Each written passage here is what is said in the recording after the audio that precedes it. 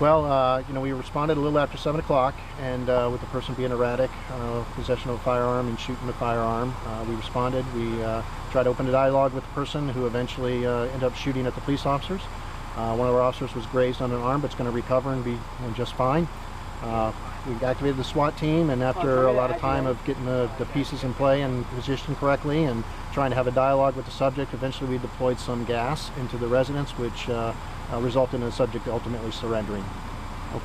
Surrendering, is he still alive, or how long soon did this happen? The suspect, wasn't injured or hurt in that sense. He's not shot or anything like that, so he's currently in custody, and we'll be interviewing him right now. What can you tell us about the suspect so far, who he is and his intentions? The subject, we haven't had a lot of contact with him.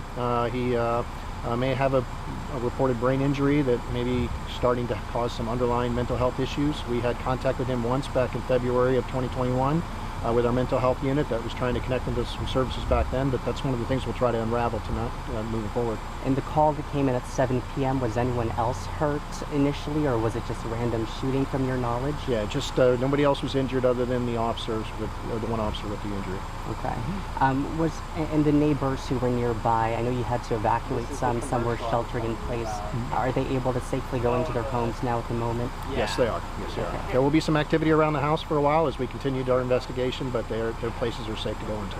Do you have more information about the February last 2021? Yeah, I don't have the details on it yet. I just know that we made contact with him at that time and tried to connect him to some services. He was evaluated and didn't get institutionalized or hospitalized or anything. Was there anyone else inside the home at the time that this was happening? No, sir. Okay.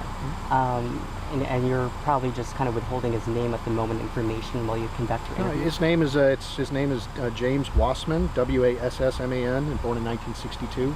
Okay. Do you know if he's like a longtime resident of Clearwater, or? I don't know all those details yet. I do believe he's been in the area for a while. Okay. And aside from that previous incident, were there others at all, any criminal charges in the past from the top of your head? No, we haven't had any significant contacts with Mr. Wassman that we're aware of yet. We're still trying to dig into the files, but our first review when this thing started, we didn't see too much contacts.